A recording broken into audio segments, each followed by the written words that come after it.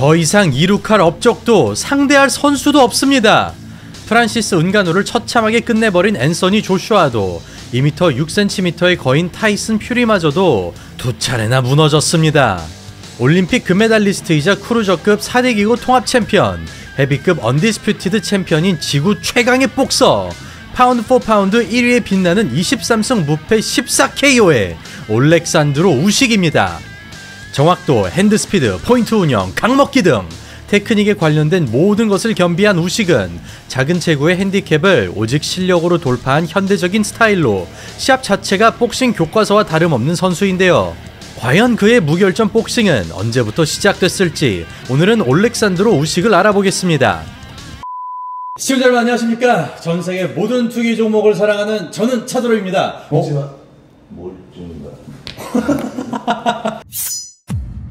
올렉산드로 우식은 1987년 우크라이나 태생으로 군인인 아버지와 건설 노동자인 어머니 곁에서 자랐습니다. 어릴 때부터 스포츠를 좋아했던 그는 축구 선수를 목표로 지역 유소년 팀에서 활동했고 15살 무렵 우연히 복싱을 접하게 되면서 아예 복싱으로 노선을 틀었습니다. 경제적으로 넉넉치 않았던 우식은 훈련비를 감당하기 어려웠지만 그럼에도 국가대표 복서로 활약하며 눈부신 업적을 이룩하게 되는데요. 2008 스트란자컵 금메달을 시작으로 유럽과 세계 선수권을 정복한 그는 2012 런던 올림픽 금메달을 차지하면서 335승 15패의 전적으로 아마추어 선수 생활을 마칩니다. 그리고 2013년 26살의 나이로 프로에 진출한 우식은 거리의 이점을 극한으로 활용하는 테크닉의 진수를 보여줍니다. 신장 191cm, 리치 198cm로 한계 체중 91kg인 크루저급에서 우월한 신체 조건과 사우스포라는 특수성, 외모와 어울리지 않는 날렵한 풋워크를 겸비한 그는 뒷중심을 유지하며 모든 공격을 백스텝으로 흘려버리고 간결한 스트레이트를 터뜨리면서 너무나 쉽게 승리를 가져갑니다. 그렇게 프로 첫 무대를 화려하게 장식한 우식은 2년 동안 9경기 연속 KO를 달리는데요. 무시무시한 기세로 WBO 인터컨티넨탈 타이틀을 거머쥔 그는 2016년 WBO 크루저급 챔피언에 도전합니다. 그리하여 26승 무패 크리즈토프 클로바츠키와 싸우게 된 우식은 무패 대 무패의 대결에서 차원이 다른 기량을 보여줍니다. 기술적인 부분을 차치하더라도 운동 능력이 신의 축복을 받은 우식은 어떤 주먹이든 코앞에서 흘려버리는 동체 시력이 특징이며 펜싱 선수처럼 미친 듯이 빠른 발을 가졌기 때문에 위험한 거리에서 머무는 시간 자체가 없습니다. 또한 펀치 하나를 치더라도 사소한 예비 동작이나 나쁜 습관조차 발견할 수 없으며 과도하게 힘을 싣지도 않기 때문에 상대방의 입장에서는 카운터 타이밍이 나오지 않는데요. 즉, 나비처럼 날아서 벌처럼 쏜다라는 말이 정확하게 해당되며 기술도 기술이지만 신체 능력 자체가 다른 세계에서 머물고 있습니다. 그런 깔끔한 기량으로 WBO 크루저급 타이틀을 거머쥔 우식은 머지않아 전세계 크루저급을 제패합니다. 그는 월드복싱 슈퍼시리즈를 우승하고 그 과정에서 WBC, WBA, IBF 타이틀을 차지하면서 4대 기구 통합 챔피언에 오릅니다. 이때까지 그의 전적은 15승 무패 11KO. 겨우 프로 데뷔 5년 만에 이룩한 성과인데요. 그 뒤 토니 벨류를 상대로 방어에 성공한 우식은 가진 모든 벨트를 반납하고 헤비급으로 향합니다. 그리고 헤비급 데뷔전에서 체즈 위더스푼과 싸우게 된 우식은 크루저급 시절보다 강렬한 인상을 남깁니다. 크루저급에서도 남다른 스피드를 자랑했던 그는 헤비급으로 올라가자 속도 차이가 배가 되고 아예 건드리지도 못할 만큼 우아한 움직임을 가져가면서 한 방으로 좌우되는 헤비급에 또 다른 관점을 제시합니다. 신장에 비해 작은 체구를 가졌지만 문제가 되지 않는 우식, 맞지 않고 때린다는 복싱의 극의를 실현하고 있는데요. 결국 위더스푼 코너치기 포기 의사를 밝히면서 7라운드 TKO로 마감됩니다. 그렇게 헤비급 시험 무대를 통과하고 이어지는 경기에서 WBO 인터컨티넨탈 타이틀을 차지한 우식은 단숨에 최정상으로 갈 수 있는 최고의 기회를 맞이합니다. 상대는 WBA, WBO, IBF 타이틀을 보유 중인 앤서니 조슈아. 그는 WBC를 제외한 모든 타이틀을 싹쓸이한 파괴자로 당시 전적 24승 1패 22KO를 달리고 있었으며 프란시스 은가누를 한 방으로 재워버린 선수입니다. 신장 198cm, 리치 208cm로 신체 조건은 물론 펀치력까지 겸비한 조슈아는 이제 겨우 헤비급 3전째인 선수가 감당하기에는 버거운 상대가 아닐 수 없었는데요. 그런 이유로 전문가들의 예상 역시 앤서니에게 기울고 있었으나 공간을 휘젓는 움직임에 타겟팅이 실패하고 자꾸만 앞발을 먹히는 양상이 반복되면서 순수 기량으로 잡아먹히는 충격적인 장면이 연출됩니다. 사우스포의 정석인 뒷손거리에서 멀어지고 대각선 뒤쪽으로 빠진 다음 후으로 받아치는 우식. 앞발을 지속적으로 먹어주고 퇴로를 뒷손으로 끊어보지만 반응 속도를 따라가지 못합니다. 한 가지 주목할 만한 점은 우식의 기술적인 움직임이 새로운 패러다임이 아니라 이미 보편적으로 자리 잡고 있는 기본 개념이라는 것인데요. 그럼에도 손도 쓰지 못하고 당하는 이유는 우식의 동작 수행 능력이 너무나 완벽하기 때문이며 최상위 레벨에서 기본기, 체력, 스피드로 누르는 것은 노력으로 도달할 수 없는 경지입니다. 그런 빈틈없는 기량으로 무난한 판정 승리에 성공하면서 타이슨 퓨리와 더불어 헤비급 양대 산맥으로 군림하게 된 우식. 그 뒤 러시아의 우크라이나 침공으로 조국을 지키기 위해 우크라이나 방위대로 들어가지만 팬들과 정부의 요청으로 다시 선수로 복귀하기로 결정합니다. 그리고 2022년 거의 1년 만에 돌아온 우식은 앤서니 조슈아와 2차전을 치르게 되는데요. 1차전의 내용을 생각하면 우식의 승리를 점칠 수밖에 없었습니다. 그렇게 시작된 경기. 언제나 그랬듯이 활동량으로 눌러놓던 우식이 좌우를 끊임없이 넘나들며 주도권을 가져갑니다. 답답한 마음에 더티복싱을 섞어보지만 깔끔하게 처리하는 우식. 초반부터 반칙이 나올 만큼 일방적인 흐름으로 진행됩니다. 몸으로 가두거나 앞손으로 잡아놓지 못한다면 승산이 없는 조슈아. 뭔가를 해보기도 전에 리듬이 끊기고 마는데요.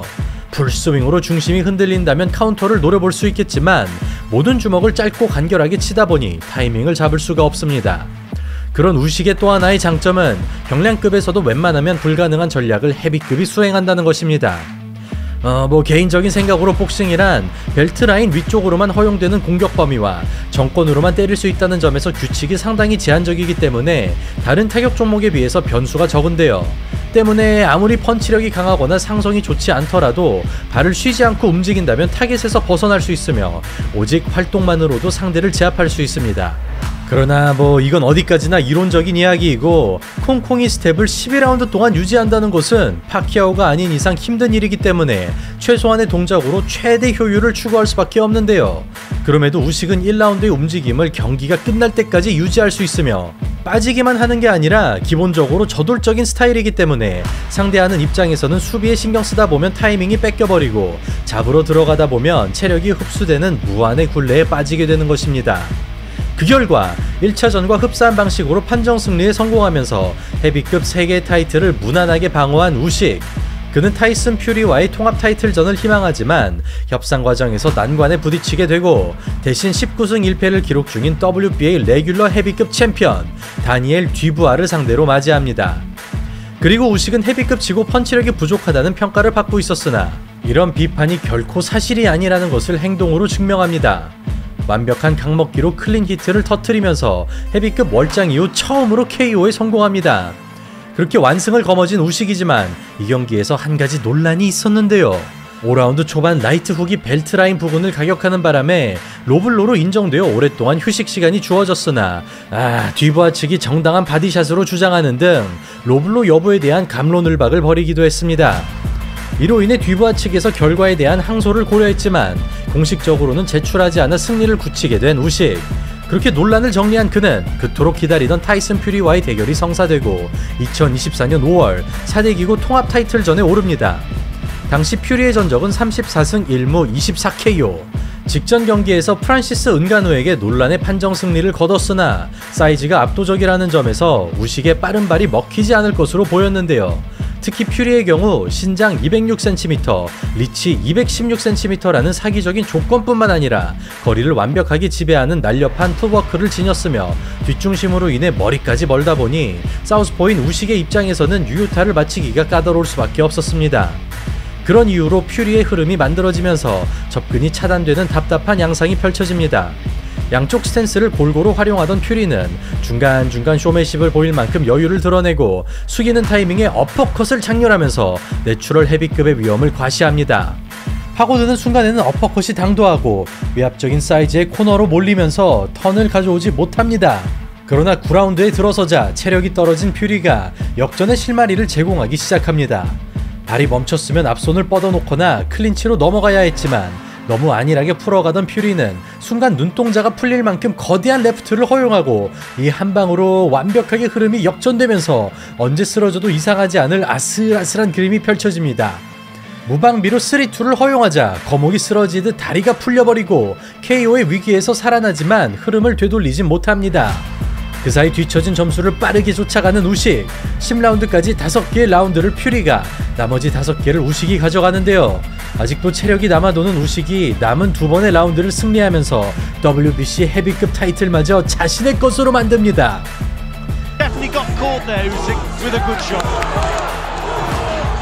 Undisputed heavyweight champion of the world actually is. Good solid shot, serious shots in there. Oh, what a shot that is!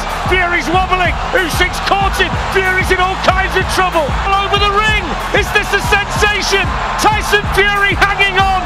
Down he goes, does he? 그 결과 헤비급 역사상 최초의 4대기구 통합 챔피언과 테런스 크로포드, 이노우의 나오야에 이어 두 체급 언디스퓨티드 챔피언에 등극하면서 선수로서 이룩할 수 있는 모든 업적을 달성해낸 우식. 그는 IBF가 제시한 의무 방어전을 거부한다는 이유로 IBF 타이틀을 반납. 2024년 12월 남은 3개의 타이틀을 걸고 타이슨 퓨리와 2차전을 벌입니다. 지난 1차전에서 초중반까지 어려움을 맞이했던 우식은 시작부터 풀기어로 내달리며 체력전으로 끌고 가는데요. 이에 퓨리 역시 앞손과 어퍼로 풀어보지만 스피드를 감당하는 것만으로 체력이 소진되고 몇 차례 묵직한 유효타에 성공하지만 다운으로 연결되지 못합니다. 그렇게 페이스를 유지하던 우식은 잠시도 쉬지 않는 인앤아웃과 높낮이를 바꿔주는 공격으로 퓨리의 정신을 흔듭니다. 카운터 리드 훅이 너무나도 깔끔한 우식. 신장과 리치가 농구처럼 중요한 복싱에서 상식을 엎어버리는 무결점의 기량을 보여줍니다. 체격차가 적나라하게 드러나는 상황에도 주도권을 유지하는 우식. 무게차로 인해 중심이 흔들리지만 되려 도발을 날릴 만큼 자신감을 표출하고 불필요한 동작들을 완벽하게 없애버린 간결한 연타와 미끼를 던지고 정확하게 낚아채는 지능적인 움직임, 즉각적으로 반응하는 카운터를 바탕으로 만장일치 판정 승리에 성공합니다.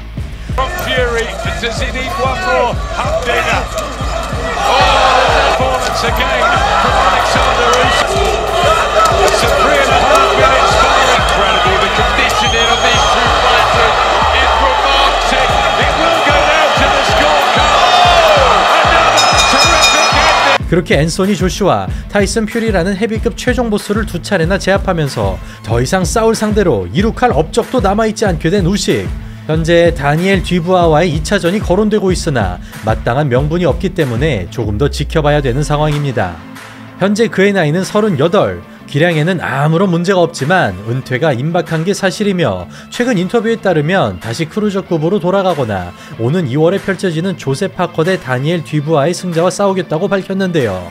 과연 그가 기량이 꺾일 때까지 선수 생활을 지속할지 아니면 최정상의 위치에서 내려올지는 모르겠지만 무엇이 됐든 프로복싱 역사를 통틀어 손꼽히는 커리어를 남겼다는 것은 저명한 사실인 것 같습니다. 그럼 앞으로도 프로복싱 헤비급의 판도를 주목해 주시길 바라며 오늘 영상 이만 마치겠습니다. 감사합니다.